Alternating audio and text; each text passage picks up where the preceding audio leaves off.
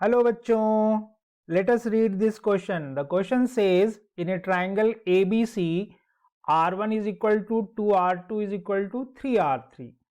D is the midpoint of BC. Angle ADC is equal to theta. DL is perpendicular to AB. Area of triangle ALD is delta dash. Then DL is equal to. हमारे पास चार options हैं और हम लोग इसको use करेंगे, right. तो आइए हम लोग सबसे पहले देखेंगे इस में कि क्या की कॉन्सेप्ट यूज करेंगे, right. So the key concept in this question is, हम लोग सॉल्यूशन ऑफ ट्रायंगल में, सॉल्यूशन ऑफ ट्रायंगल में हम लोग मीडियन से रिलेटेड कुछ प्रॉपर्टीज का यूज करेंगे।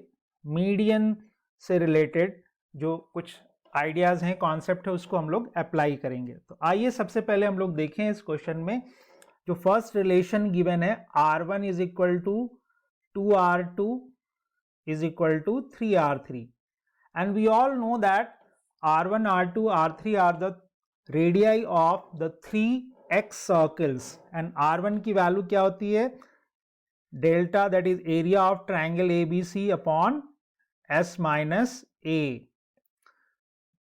R2 क्या होगा, area of the triangle upon S minus B and this is area of triangle upon S minus C। अब चूंकि ये डेल्टा एक कॉमन फैक्टर या एरिया ऑफ ट्रायंगल है तो इसको अपन गैप कर सकते हैं और हमारे पास आ जाएगा 1 upon S minus A is equal to 2 upon S minus B is equal to 3 upon S minus C, और इसको गाइज हम लोग मान लेते हैं 1 अपॉन K। तो यहां से हमारे पास कुछ इक्वेशंस आ जाएंगे, this is equal to this करके क्रॉस मल्टीप्लाई करेंगे तो we will have S minus A is equal to K, S minus B cross multiply कर लो, that will be equal to 2K and similarly S minus C will be equal to 3K। ठीक है बच्चों, अब इन सारे equations को हम लोग क्या करेंगे, ऐड कर लेंगे। तो देखिए हमारे पास आ जाएगा 2S plus S minus A minus B minus C, और इधर कितना आ जाएगा बच्चों, देखिए K plus 2K plus 3K that is 6K, right. अब चूंकि हमें पता है कि 2S इज इक्वल टू क्या होता है, A plus B plus C, तो देखिए यहां से 2S और ये सारे माइनस में है तो कैंसिल आउट हो जाएंगे, तो यहां से S की वैल्यू आ गई जी 6K, राइट। अब हमारे पास इक्वेशन क्या था, S minus A is equal to K, तो S 6K रख देंगे तो यहां से मुझे मिल जाएगा A is equal to 5K, right.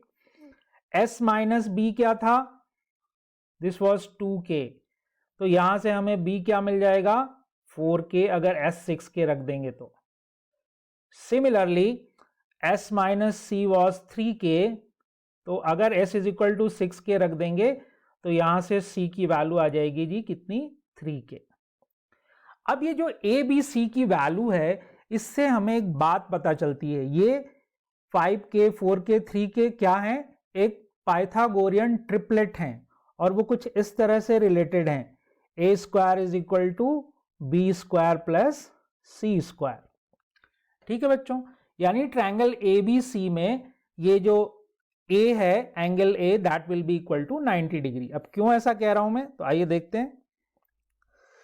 अब हम लोग ट्रायंगल बना लेते हैं, यानी एक बात कंफर्म हो गई कि हमारा जो ट्रायंगल ABC है वो एक राइट एंगल ट्रायंगल है और एंगल A जो है वो क्या है, 90 डिग्री है, राइट। तो ये देखिए A है, इसके अपोजिट ये एंगल A 90 डिग्री हो गया। अब B और C किसी को भी लिया जा सकता है, तो मान लीजिए मैं B और इसको C ले लेता हूं, तो ये हमारा वर्टेक्स B हो जाएगा और ये हमारा C हो जाएगा। तो अभी तक के डिस्कशन में हमने ये देखा कि हमारा जो ट्रायंगल ABC है वो क्या है, एक राइट एंगल ट्रायंगल है और कुछ इस तरह से एंगल A 90 डिग्री है, राइट। अब आते हैं क्वेश्चन पे। डी कहता है कि जी मिड पॉइंट है बीसी का, तो कोई डी है यहां पे जो बीसी का मिड पॉइंट है, तो हम लोग इस एडी को मिला देते हैं जी, मिला दिया। ठीक, साथ में कहा गया कि DL is perpendicular to A B, तो डीएल जो है वो ए बी पे परपेंडिकुलर है, तो ये कुछ ऐसा होगा, राइट। ट्रायंगल एएलडी का एरिया डेल्टा डैश दे रखा है, ठीक है। अब आप देखिए एक बात, अगर डी मिड पॉइंट है इसका मतलब क्या है कि AD is the median of triangle ABC, right. तो यहां हमें एक बात क्लियर है कि AD is the median of triangle ABC from the vertex A, right. अब एक चीज और हमें पता है कि कोई भी मीडियन किसी भी ट्रायंगल को दो इक्वल एरिया में डिवाइड करता है। अगर एरिया ऑफ ट्रायंगल ABC को अगर हम डेल्टा कहें, और चूंकि यहां राइट एंगल ट्रायंगल है, ये बी और सी परपेंडिकुलर और बेस है, तो हम इसको लिख सकते हैं कितना, half into B into C, right. अब चूंकि एडी मीडियन है, तो area of triangle ACD that will be equal to area of triangle ADB। ये दोनों ट्रायंगल का एरिया आपस में क्या हो जाएगा बच्चों, इक्वल हो जाएगा, राइट। तो हम ऐसा कह सकते हैं कि area of triangle ADB is equal to 1/2 area of triangle ABC। Is it clear? ठीक है जी, तो आइए इसको हम लोग आगे देखते हैं। अब ADB का एरिया देखिए, ये परपेंडिकुलर और ये बेस ले लेंगे हम, तो that will become half of base, कौन सा है, AB, परपेंडिकुलर या हाइट कौन है, DL, and that will be equal to area of triangle ABC जो हमने कितना निकाला है, half BC।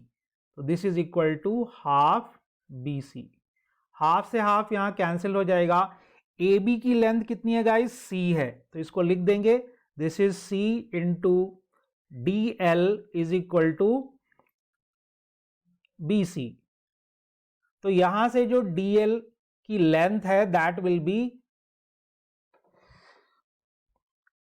BC upon C, right. तो दैट विल बिकम, ओके, यहां एक 1/2 और भी था, तो 1/2 भी रहेगा, तो यहां 1/2 भी है। तो देखिए C से C कैंसिल हो गया, क्योंकि 1/2 एरिया ऑफ ट्रायंगल ABC और area of triangle ABC 1/2 BC है, राइट। तो अब यहां से DL की जो लेंथ है गाइस वो कितनी आ गई, हाफ इंटू B। अब आप देखिए कि B किसकी लेंथ है, AC की लेंथ है, तो फाइनली जो हमारा DL की लेंथ आई है वो कितनी आई, half into AC। So this is the length of DL। अब ऑप्शन में देखते हैं क्या मैच कर रहा है, नहीं कर रहा। देखिए जो सेकेंड ऑप्शन है वो मैच कर रहा है, half AC। So our final answer guys, this is equal to option B. So this is our final answer and I hope you understood it well.